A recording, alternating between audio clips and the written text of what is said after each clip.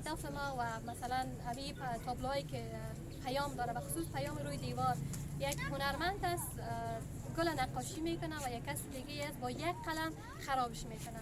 این نشان دهنده یک انتحار بسیار کلان و خرابی یک بسیار حادثه دلخراش است و ویران کردن خانه های بسیار زیاد از مردم و همچنان زادروز مولانا که تصویر حضرت مولانا را روی دیوار و تصویر کشیده. چون ما قبلا هم یک تجربه داریم در مورد نمایشگاه خیابانی بیشتر از نمایشگاه دیگه استقبال میشه. بخاطر ما نمیگیریم برنامه ایده که تنها برای رئیس ها باشه، تنها برای کسایی باشه که قلم به دست باشه، فرهنگی باشه.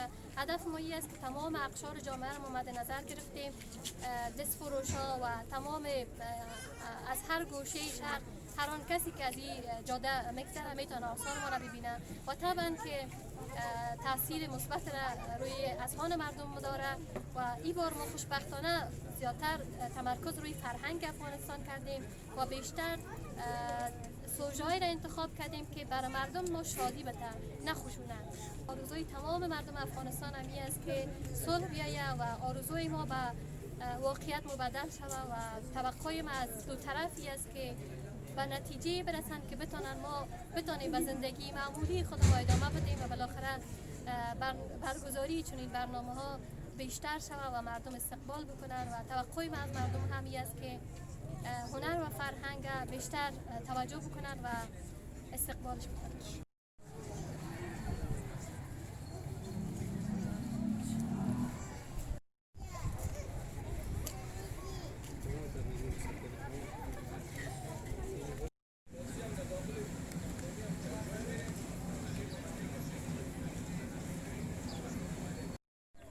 امروز نمایشگاه است و شهر مزار شریف.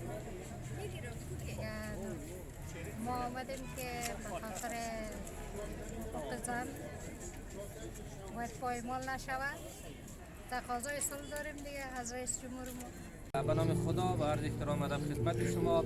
دقیقاً برنامه‌ای که امروز شما شاهدش هستین، برنامه کارگاه و نمایشگاهی که به نقاشی از طرف کارگاه هنری ویژه بانوان برگزار شده، تأثیری مثبت روی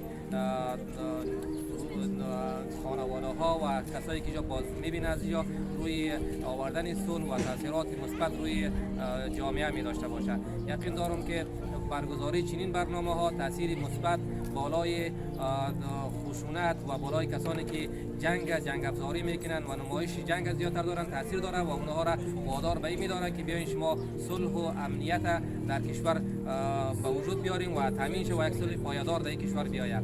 و هدف برگزاری برنامه ها نشان دادن بالقوه اشخاص مختلف خصوصا بانوان هستند که اینها می توانند که در ابعاد مختلف برای کشور ما در بازسازی و نوسازی همکار باشند و دوش برادران خود حرکت بکنند. و امروز هم شما شاهدش هستیم که گفتگوهای صلح پیشروی تا حدی داره. امیدوار هستیم یک صلح پایدار بیاید و این نمایشگاه تأثیری مثبت بالای روحیه عام مردم داشته باشه که ما ملت از جنگ و بدبختی و موضوعات خشونت دیگه خسته شدیم. امیدوار هستیم که یک صلح پایدار در این کشور به خیر بیاید و حکم فرما شود. پژواک خبری اژانس د پیښو ریښتینې هنداره